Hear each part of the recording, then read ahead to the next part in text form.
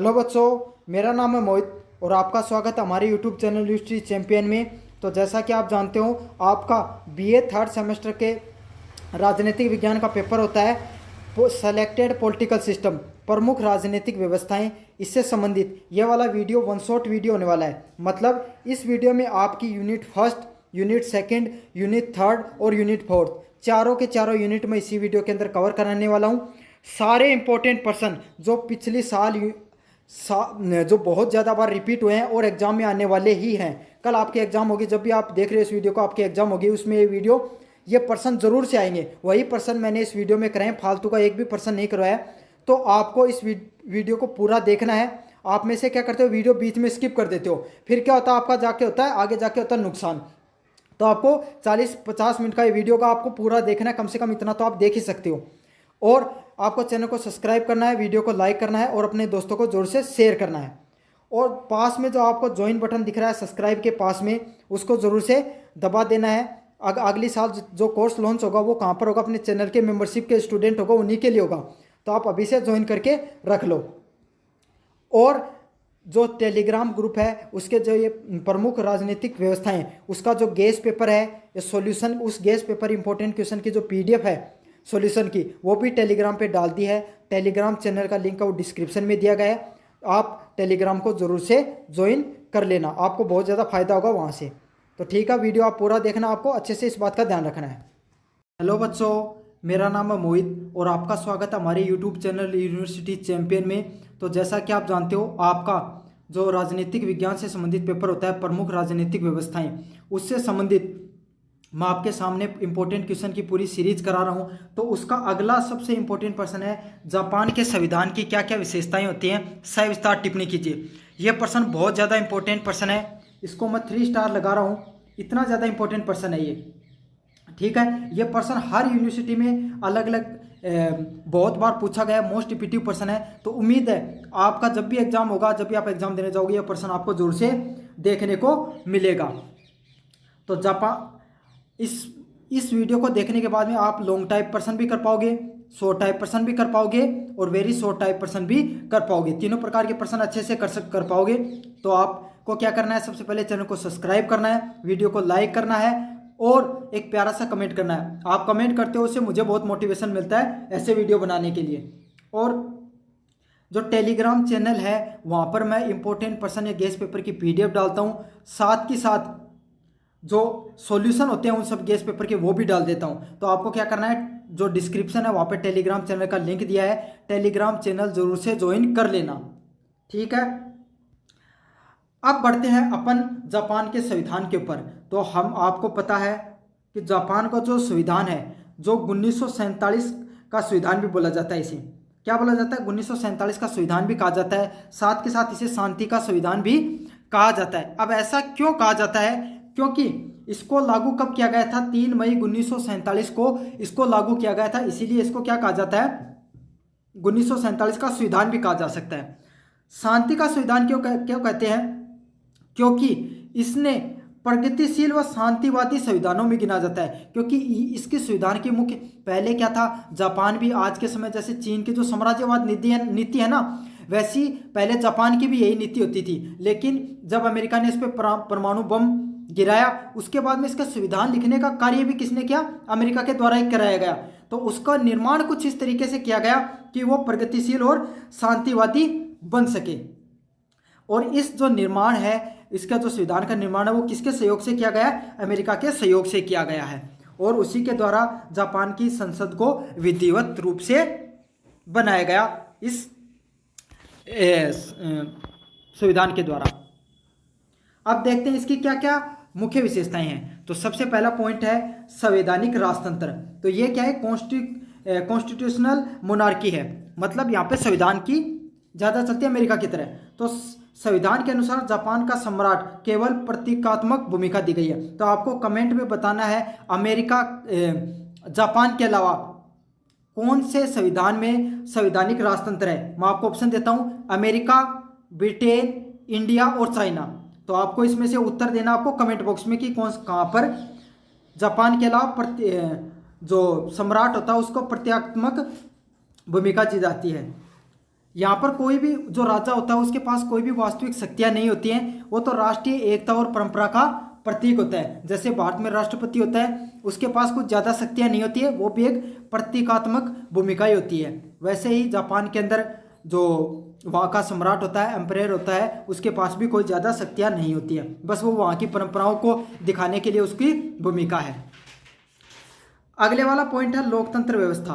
तो जापान में कौन सी व्यवस्था चलती है? लोकतांत्रिक व्यवस्था चलती है। यह संविधान जापान को एक लोकतांत्रिक गणराज्य बनाया इसने। यहाँ पर जनता ही सर्वोच्च है और सभी लोगों को समान मतदान करने का अधिकार है। तो जैसे भारत में सभी लोगों को समान मतदान करने का अधिकार है, वैसे जापान के लोगों को भी समान मत देने का अधिकार है। और यहाँ पर संसद है वो सबसे ऊंची संस्था है। जैसे भारत में भी संसद ही सबसे ऊंची संस्था है, बाकी न्यायपालिका भी है, कार्यपालिका भी है, लेकिन संसद के पास ज़्यादा अधिकार हैं। तो उस वैसे ही किसके पास भी है? यहाँ की संसद है, जापान की संसद, उसे क्या बोलते हैं? डाइट बोला जाता है। तो डाइट के पास सबसे ज़्यादा अधिकार हैं। और वहाँ की जो डाइट है, जो संसद है, वो दो भागों में बटी गई है। लोअर हाउस प्रतिनिधि सभा और अपर हाउस सदन ऑफ काउंसलर्स। तो वहाँ की सदन को क्या बोलते हैं? डाइट बोलते हैं। ये भी प्रश्न आ सकता है कि जापान की जो संसद है उसका क्या नाम है? तो उसका नाम है डाइट। उसके दो नाम है, लोअर हाउस प्रतिनिधि सभा और सदन ऑफ काउंसलर्स। अब बढ़ते हैं तीसरे नंबर प्रश्न की तरफ, युद्ध का त्याग। तो वहाँ पर आर्टिकल नंबर 9 है, वो सबसे ज़्यादा महत्वपूर्ण है। यहाँ पर इस आर्टिकल नंबर 9 में क्या है कि जो जापान है वो हमेशा के लिए युद्ध को त्यागेगा। मतलब मैंने बताया था द्वितीय विश्व युद्ध से पहले, हिरोशिमा नागासाकी पे बम डालने से पहले, परमाणु बम से, जापान भी चाइना के समय चाइना जैसी रणनीति रखता था साम्राज्यवाद की, दूसरों पर आक्रमण करो और अपना राज करो। लेकिन उसके बाद में उसके संविधान में आर्टिकल नंबर 9 डाला गया, जिसमें क्या था कि यह हमेशा के लिए जो जापान है वो युद्ध को त्याग देगा और कोई भी सैन्य आक्रमण करने की शक्ति नहीं करेगा। और इस प्रकार की घोषणा है। यही चीज जो जापान का संविधान उसको क्या बनाती है? शांति प्रिय बनाती है। अब बढ़ते हैं चौथे नंबर प्रश्न की तरफ, मौलिक अधिकारों की गारंटी। तो जो यहाँ का जापान है, जो जापान का जो संविधान है वो मौलिक अधिकारों की गारंटी देता है, जिसमें किस प्रकार की गारंटी है? स्वतंत्रता की गारंटी, स्वतंत्र समानता की गारंटी व अभिव्यक्ति की गारंटी। मतलब कोई भी व्यक्ति है उसको स्वतंत्रता है कि वो कोई कार्य कर सकता है, सभी लोग समान है वहाँ पर। जैसे भारत में अभिव्यक्ति बोलने की आज़ादी है, वैसे जापान में भी है। कोई भी धर्म की स्वतंत्रता, वो कोई भी धर्म अपना सकता है। तो यही सब मौलिक अधिकार भारत में भी देखने को मिलते हैं और जापान में भी यही अधिकार हैं। साथ के साथ महिलाओं को भी मतदान करने का अधिकार है, महिलाओं को भी समान अधिकार प्राप्त हैं। तो भारत में भी समान है और जापान में भी समान अधिकार प्राप्त है महिलाओं को। अगले वाला पॉइंट है विधायिका की सर्वोच्चता। तो जापान की विधायी शक्ति किसके पास है? जैसा कि मैंने बताया वहाँ की डाइट के पास है। और प्रधानमंत्री सदन का सदस्य होता है। तो हमारे भारत में भी सदन का सदस्य होता है और जापान में भी प्रधानमंत्री सदन का सदस्य होता है। सदन ही वहाँ के प्रधानमंत्री को बहुमत के द्वारा चुनती है। और साथ के साथ जैसा कि भारत में है, अमेरिका में है, जापान में भी वही है, कार्यपालिका, विधायिका व न्यायपालिका। कार्यपालिका जो एग्जीक्यूटिव ऑफिस होती हैं वो, विधायपालिका संसद, न्यायपालिका मतलब सुप्रीम कोर्ट वगैरह। इन सब के क्या, सभी के अपनी अपनी शक्तियां क्या है? अलग अलग से बटी हुई हैं। सभी एक दूसरे को क्या कर सकते हैं? नियंत्रण में ले सकते हैं। तो ये कहाँ पर है? जापान में भी यही प्रक्रिया है। अगले वाला पॉइंट है कठोर संशोधन प्रक्रिया। तो जैसा कि आप जानते हो जापान के अंदर भी संविधान को संशोधन करना बहुत मुश्किल है। और ऐसी मुश्किल प्रक्रिया आप कहाँ पर देखने को मिलती है? अमेरिका में भी देखने को मिलती है कि अगर कोई भी संविधान संशोधन है उसको आप अगर पारित कराना चाहते हो तो कितने बहुमत से करना पड़ेगा? विशेष बहुमत से। और विशेष बहुमत कितने का होता है? 2/3 का होता है पूरे सदन में सदस्यों का। साथ के साथ पहले तो उसको सदन से पारित कराओ 2/3 से, फिर क्या करना पड़ता है? राष्ट्रीय जनमत संग्रह में बहुमत की आवश्यकता होती है। फिर जो जनता है वो उस जो चीज़ है, जो कानून बनाएगा उस पर फैसला लेती है। तो अमेरिका में ऐसा तो नहीं है, अमेरिका में सिर्फ आपको सदन से 2/3 से पास करना होता है। लेकिन जापान में तो और भी कठोर संशोधन प्रक्रिया है। वहाँ पर क्या करना पड़ता है? विशेष बहुमत से तो पारित कराना ही है, फिर आपको जनता का भी बहुमत प्राप्त करने की जरूरत होती है। तो इसीलिए यही चीज़ उसे कठोर संशोधन प्रक्रिया में डालती है। अगले वाला पॉइंट है निष्कर्ष। तो जापान का जो संविधान है, पहली बात तो वो 1947 में बनाया गया, तो सबसे तो नहीं है लेकिन आधुनिक संविधानों में से एक है। लोकतांत्रिक व्यवस्था है वहाँ पर और शांति प्रिय है। सबसे अलग जो जापान के संविधान को बनाती है वो क्या बनाता है, वहाँ का आर्टिकल नंबर 9 जो ये कहता है कि जापान है वो किसी भी प्रकार की सैन्य कार्रवाई में आगे बढ़कर भाग नहीं लेगा। साथ के साथ मानव अधिकार, सभी व्यक्तियों को बराबर मानव अधिकार दिए गए हैं वहाँ पर, और उसका एक अलग से दस्तावेज रखा गया है। आपको ये बात याद रखनी है कि जापान के अंदर मानव अधिकारों का एक अलग से दस्तावेज है। यही सब जो खूबियाँ हैं वो जापान के संविधान को अलग बनाती हैं, और खास करके अनुच्छेद नंबर 9 है जो विश्व शांति की भावना को भी दर्शाता है। तो यही चीज़ है जापान के संविधान से संबंधित जो इंपॉर्टेंट पर्सन थे मैंने आपको करा दिए हैं, पॉइंट थे वो करवा दिए हैं। मुझे उम्मीद आपको अच्छा लगा होगा, तो कमेंट कीजिए, अपने दोस्तों को जरूर से शेयर कीजिए और चैनल को जरूर से सब्सक्राइब कीजिए। हेलो बच्चों, मेरा नाम है मोहित और आपका स्वागत है हमारे यूट्यूब चैनल हिस्ट्री चैंपियन में। तो जैसा कि आप जानते हो, आपका बीए थर्ड सेमेस्टर का जो राजनीतिक विज्ञान का पेपर होता है, प्रमुख राजनीतिक व्यवस्थाएं, उससे संबंधित मैं आपके सामने जो महत्वपूर्ण प्रश्न होते हैं जो एग्जाम में बार बार रिपीट होते हैं उनकी एक पूरी सीरीज करवा रहा हूँ। उसमें से जो पहला प्रश्न है, ब्रिटेन के संविधान की विशेषताएं बताएं, मैं इस प्रश्न को आपको 3 स्टार लगाकर दूंगा। ऐसी कोई यूनिवर्सिटी नहीं है जिसके अंदर ये प्रश्न रिपीट नहीं हुआ और एक से अधिक बार देखने को नहीं मिला है। तो ये प्रश्न इतना ज़्यादा इंपॉर्टेंट है, कल देख लेना आपके एग्जाम में आएगा। तो अपन शुरू करें इसको। लॉन्ग टाइप और शॉर्ट टाइप दोनों में इस तरीके से करूंगा कि आप कैसा भी आए, लॉन्ग टाइप में, शॉर्ट टाइप में, वेरी शॉर्ट टाइप में, आप तीनों तरीके से इस प्रश्न को कंप्लीट कर दोगे। शुरू करें अपने वीडियो को। इससे पहले आपको क्या करना है, चैनल को सब्सक्राइब कर देना है, वीडियो को लाइक कर देना है और अपने दोस्तों को जरूर से शेयर करना है। आप में से 90% बच्चे वीडियो देख लेते हो लेकिन चैनल को सब्सक्राइब नहीं करते हो। चैनल को जरूर से सब्सक्राइब कर देना, आपको पता है एकदम फ्री होता है सब्सक्राइब करना, तो आप जरूर से सब्सक्राइब कर दो। और पास में जो ज्वाइन बटन है सब्सक्राइब के पास में, अगर आप यूट्यूब चैनल को ज्वाइन करना चाहो तो ज्वाइन जरूर से करना। और इन सब प्रश्नों की जो गेस पेपर होते हैं या फिर जो इनकी सॉल्यूशन पीडीएफ में मैं प्रोवाइड कराता हूँ एग्जाम से पहले, ये वाली जो पीडीएफ है ये मैं अपने टेलीग्राम चैनल पे डाल देता हूँ। तो आप टेलीग्राम चैनल का जो लिंक है वो डिस्क्रिप्शन में दिया गया, आप जरूर से ज्वाइन कर लेना टेलीग्राम भी। तो चलो अब शुरू करते हैं अपन प्रश्न को। तो जैसा कि आप जानते हो, ब्रिटेन का जो संविधान है उसके बारे में आपको बताना है। तो ब्रिटेन का जो संविधान है वो हमारे भारत के संविधान का जैसा नहीं है। वो कैसा है, हमारा भारत का संविधान के जो हर एक एक चीज़ है उसको हाथों से लिखा गया है। आपको पता है पूरी पुस्तक बनाई गई पूरे भारत के अंदर, संविधान सभा के द्वारा हर चीज़ को लिखा गया। लेकिन ब्रिटेन का संविधान ऐसा नहीं है। ब्रिटेन का संविधान कैसा नहीं है, उसको लिखा नहीं गया है, बल्कि वो कैसा संविधान है, अलिखित संविधान है। आप कहोगे कि अलिखित संविधान है तो फिर वो चलता कैसा है, भाई लिखा ही नहीं गया कुछ चीज़ों के बारे में तो पता कैसे होगा।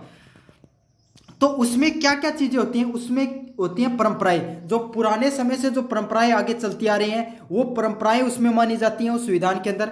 और क्या माना जाता है, न्यायिक निर्णय, जो न्यायालयों के द्वारा निर्णय दिया जाता है उसको मान लिया जाता है आगे के लिए। जैसे आज निर्णय आया कि भैया अगर किसी व्यक्ति ने चोरी करते हुए पकड़ा गया तो उसको 5 साल की सजा हो गई, तो यह संविधान में उस चीज़ को मान्य कर लिया जाएगा और आगे से 5 साल की सजा होनी शुरू हो जाएगी।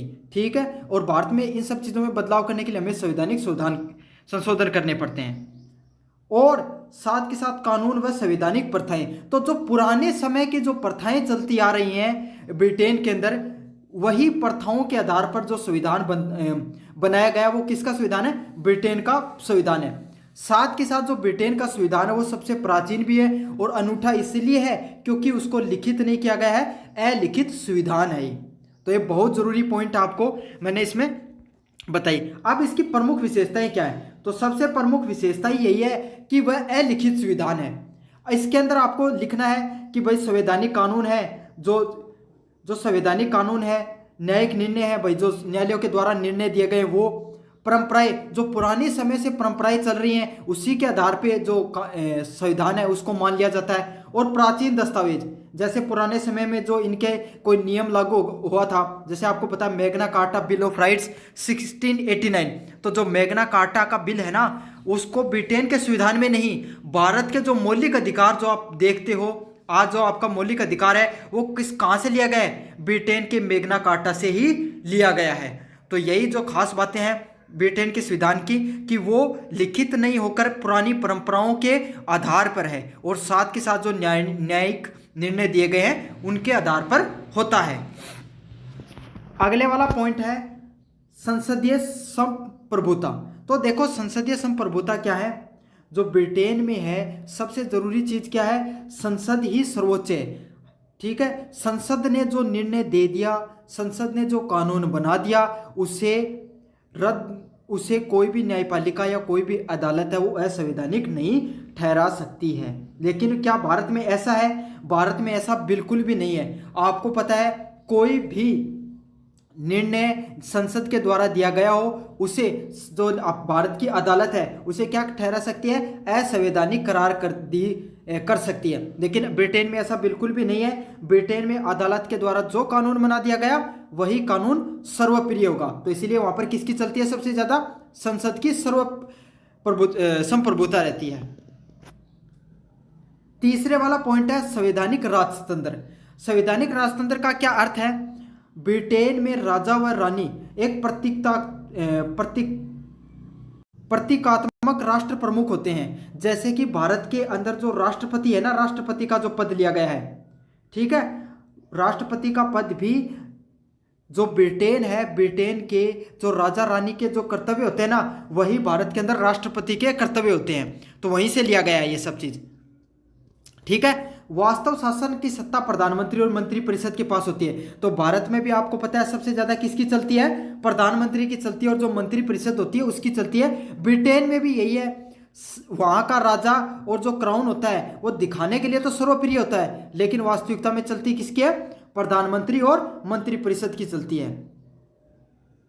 राजा का काम क्या होता है, केवल भाई यही होता है कि औपचारिक होता है। उसका क्या काम होता है, जो भी बिल बन गया उसमें उसका लास्ट में साइन होता है। राष्ट्र के नाम पे कोई चीज होगी वो किसके नाम पर होती है, राजा के नाम पर होती है। लेकिन वास्तविक शक्तियां नहीं होती हैं उसके पास, भारत के राष्ट्रपति की तरह। जैसे संसद का उद्घाटन करना, प्रधानमंत्री की नियुक्ति करना, वह भी प्रधानमंत्री के सुझाव पर। मतलब सारे काम करता राष्ट्रपति के नाम पर ही है, लेकिन किसके सुझाव पर होते हैं, प्रधानमंत्री व मंत्रिपरिषद के सुझाव पर होती हैं सारी चीजें। तो वहां पर तीसरा पॉइंट क्या है, किसकी चलती है, संवैधानिक राजतंत्र है। चौथा पॉइंट है कानून सर्वोच्चता। तो कानून की क्या वहां पर सबसे उच्च प्रकार किसका माना गया है, कानून में माना गया है। तो ब्रिटेन के संविधान का एक मूल सिद्धांत यही है कि कानून के सभी क्या है, समक्ष सभी समान है। भारत में भी यही है कि भाई चाहे आप बड़े हो, छोटे हो, प्रधानमंत्री हो, राष्ट्रपति हो, आम नागरिक हो, आप कानून के समक्ष आप क्या होंगे, एकदम आपको समान नजर में देखा जाएगा। आपके लिए कोई भी स्पेशल प्रिविलेज नहीं मिलेंगे आपको। तो ब्रिटेन में भी यही चीज होती है। फर्क इतना है कि ब्रिटेन में इस कानून को अच्छे से मान लिया जाता है और भारत में नहीं माना जाता है। ब्रिटेन का राजा, मंत्री, नागरिक सभी कानून के समक्ष क्या होते हैं, समान होते हैं। जैसे कि आपने देखा था थोड़े से दिन पहले जो ऋषि सुनक, इससे पहले प्रधानमंत्री थे ब्रिटेन के, उनका जो पार्किंग है उनसे बाहर उन्होंने कुछ गाड़ी वगैरह लगा दी थी, तो उनका क्या काट दिया था, पुलिस ने चालान काट दिया था। तो क्या आपको लगता है कि भारत के प्रधानमंत्री का कोई पुलिस अधिकारी चालान काट सकता है? ऐसा भारत में तो बिल्कुल संभव नहीं है। लेकिन ये संभव कहां पर होता है, ब्रिटेन में होता है, क्योंकि वो सिर्फ कानून बनाते नहीं है बल्कि उसका पालन भी करते हैं। अगले वाला पॉइंट है लचीलापन, फ्लेक्सिबिलिटी। तो जो ब्रिटेन का जो संविधान है वो अत्यंत लचीला है। भाई फ्लेक्सिबल क्यों होता है, क्यों? क्योंकि ब्रिटेन का जो संविधान है उसके अंदर अगर आपको कोई भी संवैधानिक संशोधन करना है या बदलाव करना है तो आप साधारण बहुमत के साथ बदलाव कर सकते हो। इसके लिए आपको कोई भी विशेष प्रक्रिया की आवश्यकता नहीं होगी। तो देखो बहुमत दो प्रकार का होता है, एक तो स्पेशल मेजोरिटी होती है और एक होती है नॉर्मल मेजोरिटी, मतलब साधारण बहुमत और विशेष बहुमत। तो देखो विशेष बहुमत आपके भारत के अंदर आपको जैसे कि पता हो कि मौलिक अधिकारों में कोई बदलाव करना है तो आपको क्या चाहिए, विशेष बहुमत चाहिए। और कोई साधारण नागरिकता वगैरह हो गया और किसी चीज में आपको बदलाव करना होता है तो साधारण बहुमत करना होता है। या फिर आपको कोई भी संवैधानिक संशोधन करना होता है तो भी क्या करना होता है, भारत के बात कर रहा हूं मैं, भारत में विशेष बहुमत की जरूरत होती है। तो भारत में दो प्रकार की प्रणाली है, विशेष बहुमत की और साधारण बहुमत की। तो लेकिन ब्रिटेन के अंदर ऐसा नहीं है। ब्रिटेन में आप साधारण बहुमत के द्वारा क्या कर सकते हो, संशोधन कर सकते हो। तो इसीलिए ब्रिटेन का जो संविधान है वो कैसा, लचीला है। अब क्या होता है, थोड़ा सा 1 मिनट के लिए आपको एक्स्ट्रा नॉलेज दे देता हूँ। यूएसए का जो कानून है ना वो कठोर माना जाता है, कठोर संविधान माना जाता है। क्यों? क्योंकि वहाँ पर हर कानून को पारित करने के लिए विशेष बहुमत की जरूरत होती है, और फिर वहाँ के जो स्टेट है अलग अलग उनसे पारित होने की जरूरत होती है। तो वहाँ का संविधान कैसा है? कठोर है। और जो ब्रिटेन का जो संविधान है वो कैसा माना जाता है? फ्लेक्सिबल, लचीला माना जाता है, क्योंकि वहाँ पर आप साधारण बहुमत से ही क्या कर सकते हो? कोई भी कानून को पास कर सकते हो। अब बात आती है भारत की, तो भारत का कठोर भी है और भारत का लचीला भी है। भारत का दोनों प्रकार का मिश्रित संविधान है भारत का, क्योंकि भारत में दोनों तरफ से क्या उठाए गए हैं? कानून, वो नियमों को उठाया गया है। तो चलो अगले वाले पॉइंट की तरफ बढ़ते हैं। मैं आपको कंपैरिजन करके भी बता रहा हूँ साथ के साथ, ताकि आपको अच्छे से चीजें समझ में आ सके। न्यायिक पुनर्लोकन, तो आपको पता है कि ब्रिटेन की न्यायपालिका के पास संसद व कानून को रद्द करने का अधिकार नहीं है। वहां पर संसदीय सर्वप्रिय होती है। ये कानून कहाँ का है? ब्रिटेन का है। ब्रिटेन में अगर कोई कानून बना दिया, जैसे कि ब्रिटेन में कानून बना दिया कि साहब कल से जो शाम के 10 बजे के बाद में कोई अगर शोर शराबा करेगा तो उसको 10,000 रुपये का फाइन लगेगा, तो वहाँ पर उसको वहाँ की जो अदालत है वो इसको असंवैधानिक या रद्द नहीं कर सकती। लेकिन भारत में ऐसा बिल्कुल भी नहीं होता है। भारत के अंदर भारत की कोई भी जो संसद है के द्वारा जो भी कानून बना दिया गया उसको रद्द कौन कर सकता है? न्यायपालिका है वो रद्द कर सकती है। ठीक है, ये बहुत इंपॉर्टेंट फर्क है भारत के संविधान में और ब्रिटेन के संविधान में। अगले वाला पॉइंट है अद्वैत कार्यपालिका। तो भारत के अंदर भी कार्यपालिका 2 प्रकार की होती है। पहला होता है संवैधानिक प्रमुख, वो कौन होता है? राजा और रानी का होता है। और दूसरा कौन होता है? वास्तविक प्रमुख कौन होता है? प्रधानमंत्री होता है। भारत में भी कुछ ऐसा होता है। संवैधानिक प्रमुख कौन है? राष्ट्रपति, और वास्तविक प्रमुख कौन होता है? प्रधानमंत्री होता है। तो अब निष्कर्ष यही होता है कि ब्रिटेन की जो परंपरा है, व्यवहारिक और अनुभव है, ऐतिहासिक विकास का परिणाम है। तो आपको पता है ब्रिटेन का संविधान है वो पुरानी परंपराओं के आधार पर, अनुभव जो लोगों के द्वारा अलग अलग समय में जो बदलाव किए गए उसके, और ऐतिहासिक जो धीरे धीरे विकास हो हमारे समाज के अंदर, उस हिसाब से जो कानून बने उसी का क्या है? परिणाम है। यह लोकतंत्र विधि की सर्वोच्चता, मतलब कानून की सबसे सर्वप्रिय मानता है। संसद की संप्रभुता, संसद को भी सर्वप्रिय मानता है। इसका क्या आदर्श उदाहरण है? तो आपको ये 2 पॉइंट है वो अच्छे से याद कर लेने हैं। विधि की सर्वोच्चता और संसद की संप्रभुता। इसकी लचीलापन और व्यवहारिकता इसकी क्या है? सबसे बड़ी शक्ति है। तो ये थी ब्रिटेन के संविधान की प्रमुख विशेषताएं। और ये प्रश्न बहुत ज़्यादा इंपॉर्टेंट प्रश्न है, मैं आपको बता रहा हूँ। आपके एग्जाम में इस प्रश्न आके आने के बहुत ज़्यादा चांसेज हैं। तो अगर आपको पूरा वीडियो अच्छा लगा तो चैनल को जरूर से सब्सक्राइब कर देना, अभी तक भी नहीं किया तो, और वीडियो को जरूर से लाइक कर देना। हेलो बच्चों, मेरा नाम है मोहित और आपका स्वागत है हमारे यूट्यूब चैनल हिस्ट्री चैंपियन में। तो जैसा कि आप जानते हो, आपका बीए 3rd सेमेस्टर का जो पेपर होता है राजनीतिक विज्ञान का, प्रमुख राजनीतिक व्यवस्थाएं, उससे संबंधित मैं महत्वपूर्ण प्रश्न की पूरी सीरीज चला रहा हूं। और ये पेपर सभी बच्चों के लिए मुश्किल होता है। सभी बच्चे कहते हैं कि ये तो हमारे बिल्कुल भी समझ में नहीं आता है, ये तो बहुत कठिन विषय है। तो मैं बता रहा हूँ आपको, इस पेपर में मैं आपको ऐसा पढ़ा दूंगा कि आप जिंदगी में नहीं भूलोगे। ठीक है, तो दूसरे वाला प्रश्न कैसा है? ब्रिटेन की जो संसद है वो एक प्रमुख व सर्वोच्च निकाय है, इस पर एक सविस्तृत टिप्पणी कीजिए। ये वाला प्रश्न इतना ज़्यादा मोस्ट इंपॉर्टेंट प्रश्न है कि हर बार रिपीट होता है और बच्चे इसको छोड़कर आते हैं, क्योंकि उन्हें पता ही नहीं होता करना कैसे है। इतना हार्ड है कि याद ही नहीं होता है। और मैं आपको बता रहा हूँ, आप अगर इस वीडियो को पूरा देख लोगे तो इस प्रश्न में को तो आप कभी नहीं छोड़कर आने वाले हो। मैं ब्रिटेन की संसद और भारत की संसद को कंपैरिजन करके पढ़ाऊंगा, आपको सारी चीज़ें ऐसी कैसी याद हो जाएंगी। तो अब मैं पूरा पढ़ाऊँ इससे पहले आप चैनल को सब्सक्राइब करो, वीडियो को लाइक करो और अपने दोस्तों को जरूर से शेयर कर देना है। और पास में जो ज्वाइन बटन है उसको भी ज्वाइन कर लेना है आपको। यूट्यूब चैनल को ज्वाइन करने के लिए उस बटन को दबा दीजिए। और जो ये पेपर शुरू होने से पहले मैं मेरी टेलीग्राम जो चैनल होता है उसके ऊपर गेस पेपर हो गए, इंपॉर्टेंट क्वेश्चन हो गई और जो उनके सॉल्यूशन की पीडीएफ डालता हूं, तो आप ज़रूर से टेलीग्राम पे ज़रूर से ज्वाइन हो जाइए, आपका बहुत ज़्यादा फायदा होने वाला है वहाँ से। ठीक है, तो चलो शुरू करते हैं अपन प्रश्न को। ये वाला प्रश्न मैं अभी भी बता रहा हूँ, बहुत ज़्यादा मोस्ट इंपॉर्टेंट प्रश्न है, आप अच्छे से इस प्रश्न को करके जाना एग्जाम में। प्रश्न क्या है? ब्रिटिश संसद एक प्रमुख व सर्वोच्च निकाय है। तो आप जैसा जानते हो, जो ब्रिटेन की जो संसद है वह समझ लीजिए कि ब्रिटेन में सबसे ऊंची, उससे बड़ी संस्था ही नहीं है। इसी के बारे में आपको बताना है।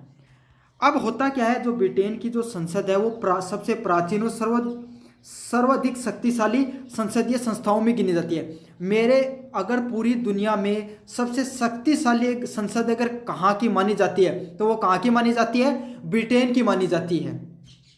क्योंकि उसके पीछे कारण क्या है, क्योंकि एक तो उनका जो संविधान है वो लिखित नहीं है, और वहाँ की जो संसद है वो कोई भी कानून अगर एक बार बना दे तो उसे कोई भी रद्द नहीं कर सकता।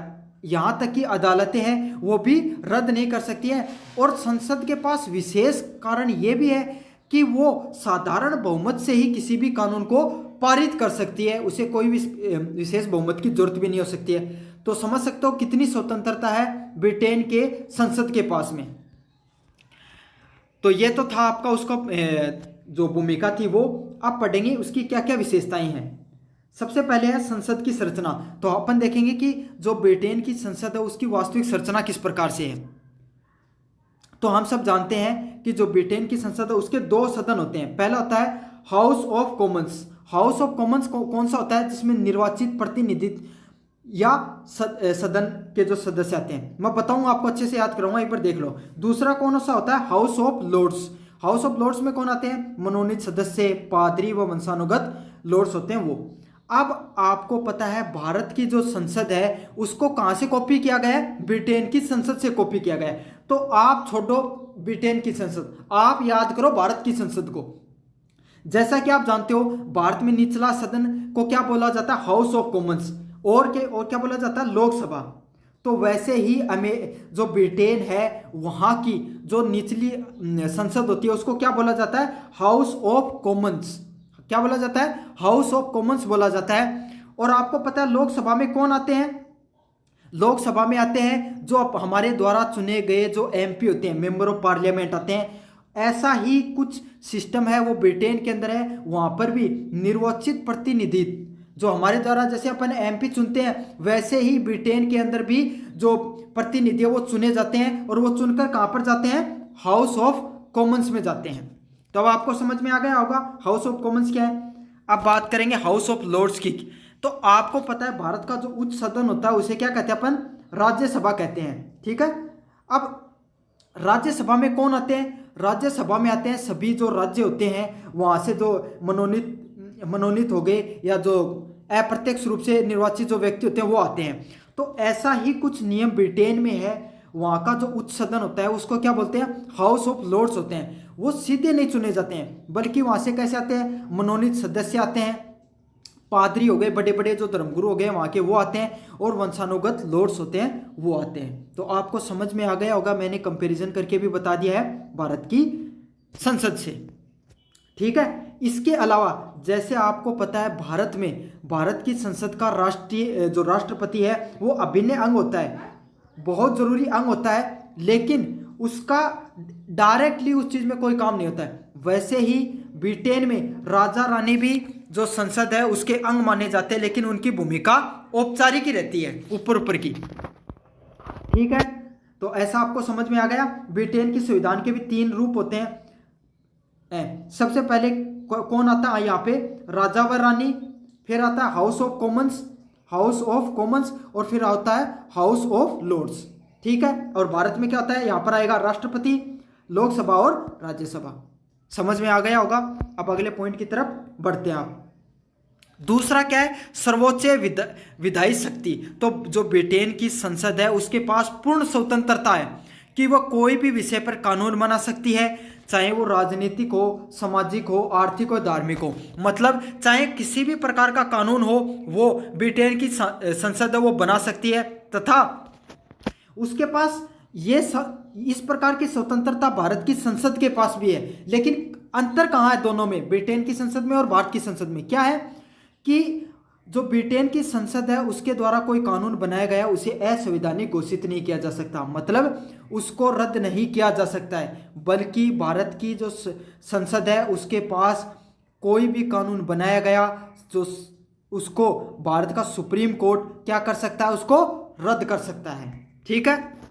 ये अंतर है अभी अलग, इसीलिए ब्रिटेन की संसद भारत की संसद से ज्यादा क्या है, शक्तिशाली है। अगले वाला पॉइंट है संविधान में संशोधन की शक्ति। ब्रिटेन की जो संविधान है उसको संशोधन करने के लिए कोई भी विशेष प्रक्रिया की जरूरत नहीं होती है, और क्या कर सकते हैं, साधारण बहुमत से ही उसको किया जा सकता है, पारित किया जा सकता है। लेकिन भारत में क्या अंतर है, भारत में अगर संविधान संशोधन करना है तो आपको क्या करना पड़ेगा, स्पेशल मेजोरिटी मतलब विशेष बहुमत की प्रक्रिया को अपनाना पड़ेगा। इसीलिए तो फायदा है ब्रिटेन वालों के पास, उनकी संसद में आप कोई भी कानून जल्दी से पारित कर सकते हो, कोई विशेष बहुमत की जरूरत नहीं है। मतलब जो सरकार सत्ता में है वो अपने अनुसार कोई भी चीज में बदलाव कर सकती है। अगले वाला पॉइंट है कार्यपालिका पर नियंत्रण। तो कार्यपालिका आपको पता है 3 पिलर होते हैं सरकार के, न्यायपालिका, कार्यपालिका और विधायिका। तो जो कार्यपालिका पर पूरा नियंत्रण किसका होता है, संसद का होता है। यदि संसद विशेषकर हाउस ऑफ कॉमन्स प्रधानमंत्री व मंत्रिमंडल के लिए उत्तरदायित्व होते हैं। यहां पर भी क्या होता है, जैसे आपको पता है लोकसभा के अंदर अगर जो भारत का जो मंत्री परिषद है या भारत की जो पार्टी सत्ता में है, अगर वो अपना विश्वास मत खो दे, जैसे विश्वास मत खोना क्या होता है, जैसे कि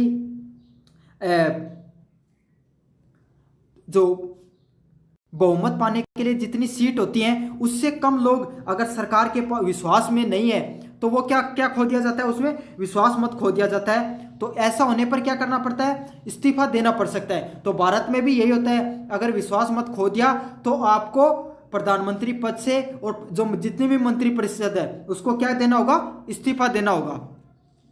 साथ के साथ संसद प्रश्नकाल, बहस व समिति के जरिए कार्यपालिका पर भी नियंत्रण रखती है। तो भारत में भी ये सारे के सारे नियम लागू होते हैं।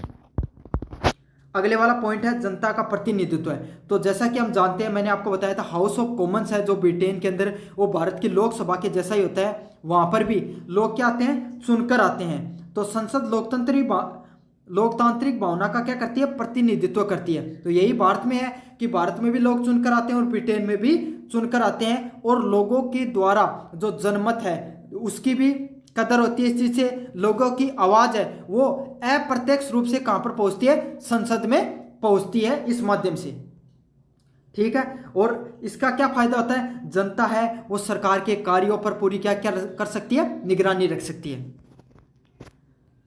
अगले वाला पॉइंट है कर निर्धारण एवं बजट पारित करना। तो हम सब जानते हैं भारत की संसद के अंदर भी अगर आपको बजट कहां पर पारित होता है, संसद के अंदर होता है। अगर आपको कोई टैक्स लगाना है तो आपको क्या करना पड़ेगा, पहले उसको संसद में कानून पारित करना पड़ेगा। तो जैसा कि आप जानते हो जीएसटी आया था, उस वक्त पहले जीएसटी संसद में विशेष बहुमत से पारित हुआ, फिर सभी स्टेटों से पारित हुआ, और उसके बाद में क्या हुआ, वो एक कानून बनकर आया। तो यही सब सिस्टम कहां पर है, ब्रिटेन में भी है। अगर आप कोई टैक्स लागू करना चाहते हो तो वो बिना संसद की अनुमति से नहीं होगा, संसद में आपको उसको क्या कराना पड़ेगा, स्वीकृति दिलानी पड़ेगी। और बजट भी कहां पर पेश किया जाता है, संसद में ही पेश किया जाता है। बिना बजट के एक पैसा भी खर्च नहीं किया जा सकता है। तो अब बढ़ते हैं अपन निष्कर्ष की तरफ। तो ब्रिटेन का जो संसद है वो दुनिया का आपको पता है सर्व शक्तिशाली माना जाता है, क्योंकि इसमें सर्वोच्चता है, सबसे ज्यादा शक्ति है, व्यापक विधायी शक्तियां है, मतलब उसको सबसे ज्यादा स्वतंत्रता है, और कार्यालय पालिका पर भी इसका क्या पूर्ण नियंत्रण रहता है। इसीलिए पूरी दुनिया की जो सबसे शक्तिशाली संसद किसे माना जाता है, ब्रिटेन की संसद को माना जाता है। और ब्रिटेन की लोकतंत्र की मूल आत्मा व शक्ति का केंद्र भी क्या है, वहां की संसद ही है। तो मुझे उम्मीद है कि आपको ये वाला प्रश्न अच्छा लगा होगा, आपको अच्छे से समझ में आया होगा। मैंने अच्छे से कंपैरिजन करके भी समझाया है, क्योंकि अगर आप ब्रिटेन की चीजें तो नहीं समझ सकते ब्रिटेन की संसद की, लेकिन भारत की संसद के बारे में आपको जरूर से ज्ञान होगा। तो आप मुझे उम्मीद है आपको अच्छे से समझ में आ गया होगा। चैनल को जोर से सब्सक्राइब करें और अपने दोस्तों को जोर से शेयर करें। हेलो बच्चों, मेरा नाम है मोहित और आपका स्वागत है हमारे यूट्यूब चैनल हिस्ट्री चैंपियन में। तो जैसा कि आप जानते हो, आपका बीए थर्ड सेमेस्टर का राजनीतिक विज्ञान का जो पेपर होता है, प्रमुख राजनीतिक व्यवस्थाएं, उससे संबंधित मैं महत्वपूर्ण प्रश्न की पूरी सीरीज चला रहा हूं। तो उसी सीरीज का सबसे इंपॉर्टेंट प्रश्न है अमेरिका सीनेट व संगठन अधिकार एवं कार्य। तो अमेरिका की जो संसद होती है उसका कांग्रेस कहा जाता है, उसी का भाग है सीनेट। उसके क्या क्या अधिकार होते हैं, उसके क्या कार्य होते हैं और वो किस संगठनीय शक्ति से कार्य करती है, तो इसी के बारे में अपन अच्छे से पढ़ेंगे। पूरे वीडियो में आपको ये पर्सन, अगर ये वीडियो पूरा देख लोगे तो आप इसे लॉन्ग टाइप पर्सन भी कर लोगे, शॉर्ट टाइप पर्सन भी कर लोगे और वेरी शॉर्ट टाइप क्वेश्चन भी आप बहुत अच्छे से कर लोगे। तो ये बहुत इंपॉर्टेंट वीडियो होने वाला आपके सामने। तो आपको सबसे पहले क्या करना है, चैनल को सब्सक्राइब कर देना है, वीडियो को लाइक कर देना है और जो अपने दोस्तों को जरूर से शेयर कर देना है। आप में से क्या करते हो, आप अपने दोस्तों शेयर नहीं करते हो। अकेले अकेले पढ़कर कुछ नहीं होता है, विद्या को जितना ज़्यादा बढ़ाया जाता है उतनी वो बढ़ती है। इसलिए अपने दोस्तों को बीच में जरूर से शेयर करें। और आपके पास जो सब्सक्राइब बटन के पास ज्वाइन बटन है उसको जरूर से ज्वाइन कर लेना। अगले बार से सारा सिलेबस के वीडियो में जो बच्चा ज्वाइन करके रखेगा मेंबरशिप वाले बच्चों के लिए डाल दूंगा स्पेशल रूप से। और जो गेस पेपर है और जो सॉल्यूशन होते हैं उन सभी क्वेश्चनों के हर सब्जेक्ट के, वो मेरे टेलीग्राम चैनल पे डालता हूँ। तो टेलीग्राम चैनल को जरूर से ज्वाइन कर लेना, मोस्ट मस्ट है, मान लो आपको उसको ज्वाइन करना। डिस्क्रिप्शन में लिंक है, आपको बहुत फायदा होने वाला है उसको ज्वाइन करने से।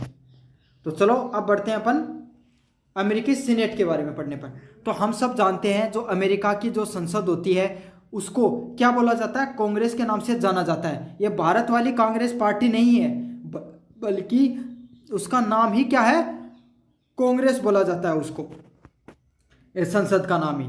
ठीक है, तो जो अमेरिका का जो संसद है उसके दो भाग होते हैं। क्या पहला कौन सा होता है, हाउस ऑफ रिप्रेजेंटेटिव, और दूसरा कौन सा होता है, सीनेट। तो सीनेट है वो क्या है, उसकी संसद का ही भाग है। जैसे लोकसभा राज्यसभा है वैसे वहां पर क्या होती है, प्रतिनिधि सभा और सीनेट होती है। तो अपन आपने किसके बारे में पढ़ना है, सीनेट के बारे में पढ़ना है। होता क्या है, दोनों सदनों में जो सबसे ऊंचे वाला सदन है, जैसे भारत में राज्यसभा है, ऐसा उसी को क्या बोला जाता है, सीनेट बोला जाता है। तो अमेरिका का जो उच्च सदन है उसी को क्या बोला जाता है, सीनेट बोला जाता है। ये अमेरिका की जो व्यवस्था है उसमें सबसे महत्वपूर्ण अगर किसी का योगदान रहता है या सबसे महत्वपूर्ण और शक्तिशाली अगर कोई सदन होता है तो वो कौन सा होता है, सीनेट ही होता है। उसके पास सभी प्रकार की शक्तियां होती है। कौन सी, विधायपालिका की, मतलब कानून बनाने की, कार्यपालिका जो कानून होते हैं उनको देखरेख करने वाली कार्यपालिका होते हैं, उससे संबंधित नियम बनाने की, नियंत्रण संबंधित, अगर आपको कोई भी जो सरकार जो कोई भी नया कानून लाना है या फिर आपको कोई किसी चीज़ पर नियंत्रण करना है तो ये इसके भी कानून कौन बनाती है, सीनेट बनाती है। और जो न्यायिक अधिकारी होते हैं उनकी नियुक्ति का कार्य भी कौन करती है, सीनेट ही करती है। तो सबसे महत्वपूर्ण जो अमेरिका का संसद है उसका सबसे महत्वपूर्ण सदन कौन सा होता है, सीनेट ही होता है। तो अब बात करते हैं जो सीनेट है उसका संगठन, वो वहां से कहां से लोग प्रतिनिधि चुनकर आते हैं, क्या वहां पर जो लोग बैठते हैं उनका क्या कार्य होता है, इसके बारे में अपन अच्छे से पढ़ेंगे। तो जो आपको पता है अमेरिका का जो सीनेट होता है उसमें कुल कितने सदस्य होते हैं, 100 सदस्य होते हैं। और उसमें से प्रत्येक राज्य से 2 सीनेटर चुन के आते हैं। जैसे 50 टोटल राज्य होते हैं जो अमेरिका का है, वो आपको पता है कि छोटे छोटे राज्यों से मिलकर एक देश बना, उसका नाम ही क्या बोला है, यूनाइटेड स्टेट ऑफ अमेरिका। ठीक है, तो ऐसे 50 जो छोटे छोटे स्टेट होते हैं उनसे प्रत्येक से कितना आता है, 2 सीनेट चुनकर आते हैं। और ये जरूरी नहीं है कि कोई अगर जो राज्य है वो बड़ा है तो उससे ज्यादा चुनकर आएंगे, नहीं, चाहे छोटा राज्य हो चाहे बड़ा राज्य हो, प्रत्येक से कितने चुनकर आएंगे, 2 सीनेट है वो चुनकर आने वाले हैं। अगला पॉइंट क्या, कार्यकाल। तो जैसा कि आपको पता है उच्च सदन है, तो भारत के उच्च सदन की तरह उसका भी कितना कार्यकाल होगा, 6 वर्ष का कार्यकाल होगा। और प्रत्येक 2 वर्ष में 1/3 जो सदस्य होते हैं वो क्या हो जाते हैं, वहां से बाहर निकल जाते हैं और उनका फिर से निर्वाचन होता है। तो भारत की राज्यसभा का भी यही नियम होता है। अगले वाला पॉइंट है अध्यक्षता। तो भारत की राज्यसभा की अध्यक्षता कौन करता है, भारत का उपराष्ट्रपति। उसी प्रकार से अमेरिका की जो सीनेट होती है उसकी भी अध्यक्षता कौन करता है, वहां का वाइस प्रेसिडेंट करता है, उपराष्ट्रपति करता है, वही संवैधानिक उसका अध्यक्ष भी होता है। और उसको स्पेशल वोट करने की पावर होती है। वो स्पेशल वोट वो कब करता है, वाइस प्रेसिडेंट उपराष्ट्रपति, जब दोनों तरफ से मत बराबर हो गए तब वो अपना क्या डालता है, एक निर्णायक मत डालता है। ठीक है, अब क्या हो गया, अध्यक्ष नहीं है भाई साहब, अध्यक्ष चले गए बाहर कहीं घूमने के लिए, तो फिर कौन संभालेगा, फिर उसको संभालता है प्रो टेम्पोर अध्यक्ष, प्रेसिडेंट प्रो टेम्पोर। इसका अर्थ क्या होता है, जैसे भारत में उपाध्यक्ष होता है उसी प्रकार से वहां का क्या होता है, प्रो टेम्पोर अध्यक्ष होता है। जो अगर अध्यक्ष नहीं है, वाइस प्रेसिडेंट उपराष्ट्रपति नहीं है, तो वो उसकी अध्यक्षता करता है। तो आपको समझ में आ गया, सीनेट में 100 सदस्य होते हैं, प्रत्येक राज्य से 2 चुनकर आते हैं, 6 साल उनका कार्यकाल होता है, 1/3 हर 2 साल में क्या हो जाते हैं, फिर से निर्वाचित होते हैं। अब अगले वाला पॉइंट है वो क्या है, विधायिक अधिकार। तो क्या क्या प्रकार के विधायिक अधिकार होते हैं। तो जो सीनेट होता है उसके अंदर सभी विधेयकों पर चर्चा कर सकती है।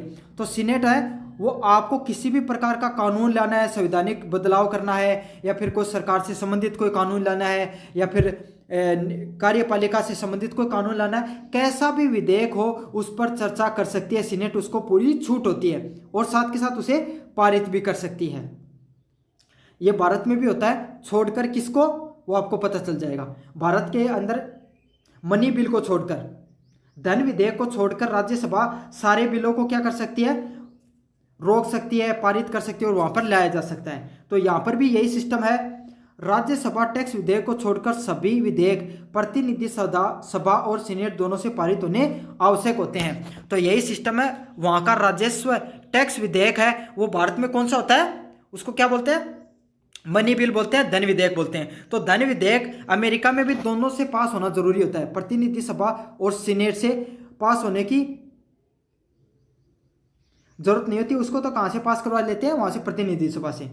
अगले वाला पॉइंट है, विधेयकों को संशोधित करने, अस्वीकार करने और स्वीकार करने की शक्ति होती है। तो आपको भी पता है भारत के अंदर भी यही नियम होता है कि भारत में कोई भी जो विधेयक है उसको चाहे तो भारत की संसद स्वीकार कर सकती है, अस्वीकार कर सकती है, वापस भी लौटा सकती है। तो यही सारी शक्तियां होती हैं सीनेट के पास भी।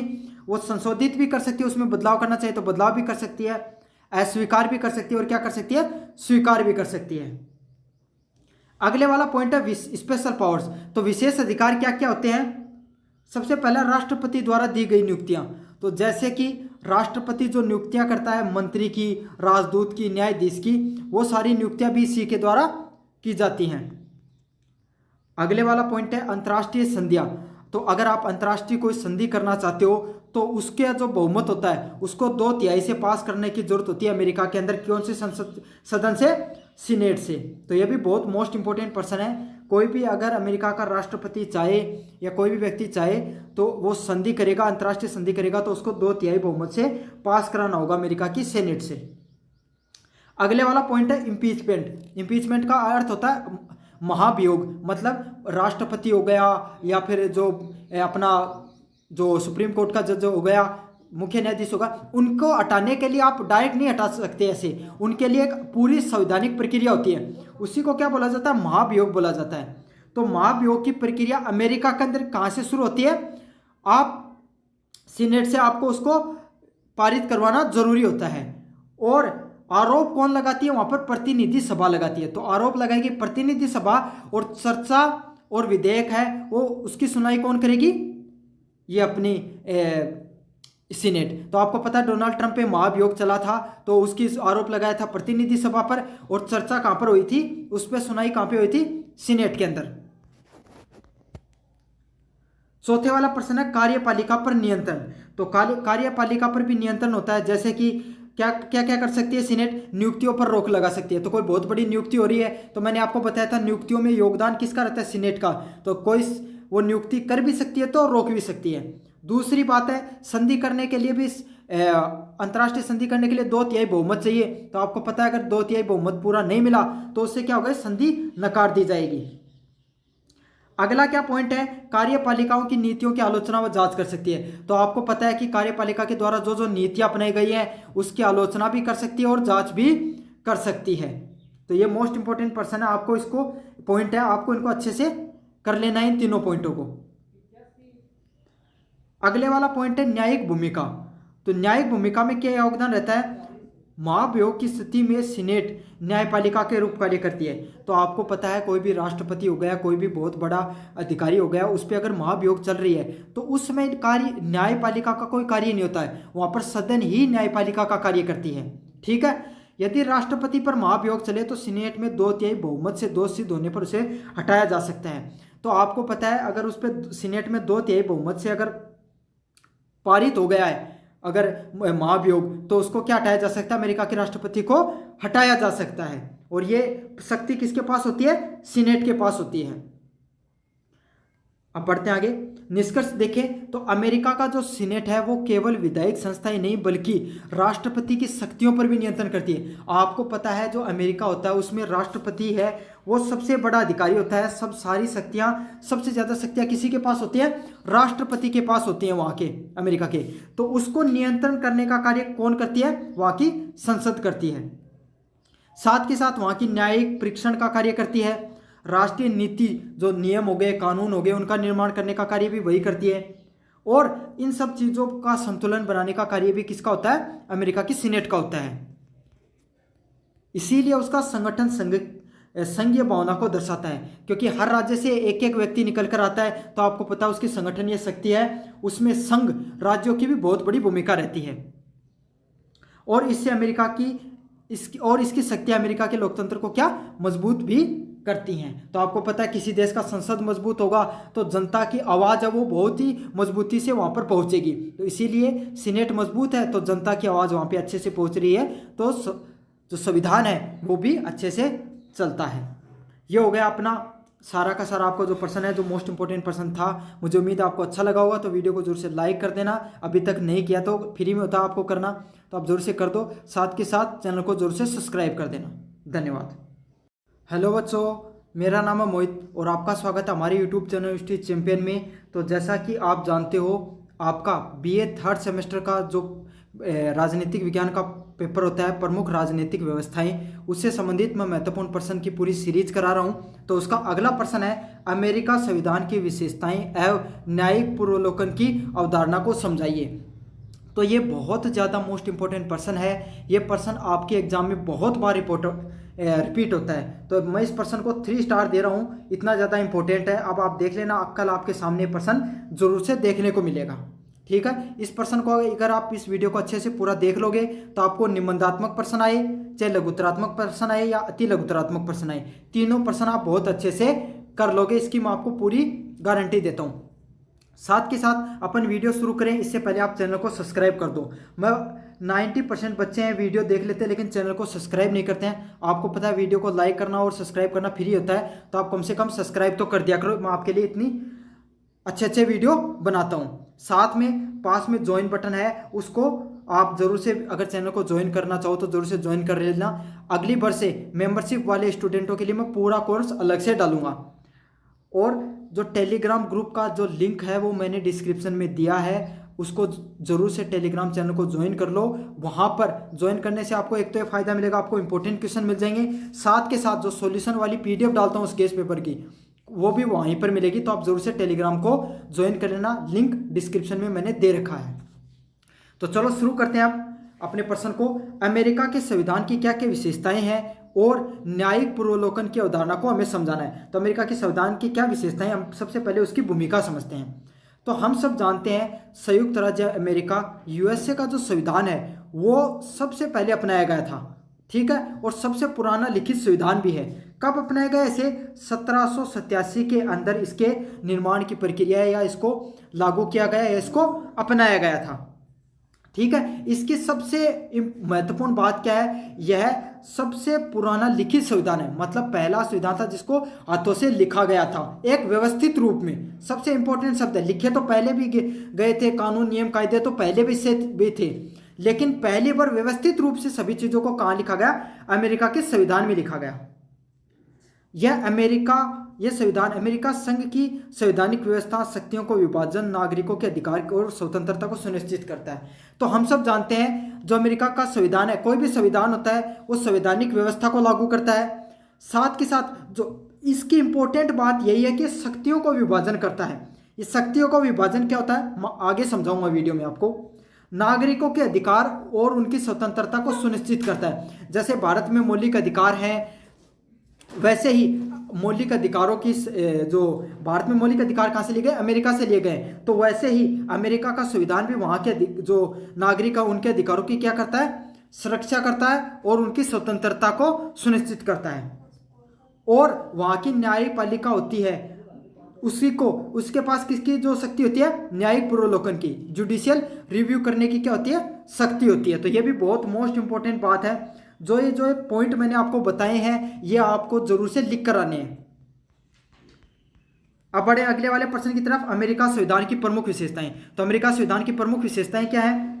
सबसे पहली विशेषता है कि वो लिखित संविधान है। तो मैंने आपको बताया था सबसे पहली बार अमेरिका के संविधान को सबसे व्यवस्थित रूप से लिखा गया। और इसके अंदर आपको इंपॉर्टेंट बात कितनी है, इसमें 7 तो लेख हैं, बस सिर्फ 7 ही लेख हैं। भारत के अंदर देखो कितने ज़्यादा हैं, और 27 संशोधन किए गए हैं, और भारत में 100+ संशोधन भी हो चुके हैं। और आज के टाइम में भारत में 100+ आर्टिकल हैं भारत के संविधान में, और 400+ तो आर्टिकल है और 100+ संशोधन है। लेकिन अमेरिका के संविधान में ऐसा कुछ नहीं है, वहाँ पर सिर्फ 7 ही लेख लिखे गए और 27 संशोधन अब तक हुए हैं। अगले वाला पॉइंट है संघात्मक व्यवस्था। संघात्मक व्यवस्था क्या होती है? केंद्र और राज्य के बीच में जो संबंध होते हैं, जो भारत में भी देखने को मिलते हैं, उसे क्या बोला जाता है? संघात्मक व्यवस्था बोला जाता है। लेकिन भारत से ज्यादा संघात्मक व्यवस्था कहां पर पाई जाती है? अमेरिका के अंदर पाई जाती है। फर्क क्या दोनों में, अभी समझा देता हूं आपको। अब अमेरिका का कोई राज्य न्यूयॉर्क, ठीक है, उसने बोला कि साहब बात ऐसी है कि अब हम अमेरिका के साथ नहीं रहना चाहते, हम स्वतंत्र होना चाहते हैं। तो वहाँ का जो राज्य अमेरिका है, न्यूयॉर्क है, वो चाहे तो अलग हो सकता है, उसके पास वो शक्तियाँ होती हैं। लेकिन क्या भारत में राजस्थान चाहे कि मैं अलग होना चाहूँ तो वो हो सकता है? बिल्कुल नहीं हो सकता। भारत के अंदर ऐसी कोई भी प्रक्रिया नहीं है। तो ये फर्क है, जो अमेरिका के जो राज्य होते हैं वो ज़्यादा शक्तिशाली होते हैं भारत के राज्य से, लेकिन जो शक्तियाँ होती है उसका विभाजन है वो लगभग अमेरिका और भारत में समान है। अगले वाला पॉइंट है शक्तियों का पृथक्करण, सेपरेशन ऑफ पावर। तो जैसा कि हम भारत में भी देखने को मिलता है और यहाँ पर अमेरिका में भी है। कार्यपालिका जो प्रेसिडेंट होता है, अमेरिका में जैसे भारत में होता है प्राइम मिनिस्टर, प्रधानमंत्री ज़्यादा पावरफुल, लेकिन अमेरिका में कौन होता है? प्रेसिडेंट का, वहाँ का पावरफुल। अब आपने हमेशा अमेरिका के प्रेसिडेंट का ही नाम सुना होगा, जो इस समय डोनाल्ड ट्रंप है। आपने हमेशा अमेरिका के प्रेसिडेंट का ही ज़्यादा नाम सुना होगा। तो जिसका नाम ज़्यादा नाम होता है उसी का आप ज़्यादा बार न्यूज में चलता है। तो वहाँ पे कौन पावरफुल है ज़्यादा? प्रेसिडेंट। फिर कौन है?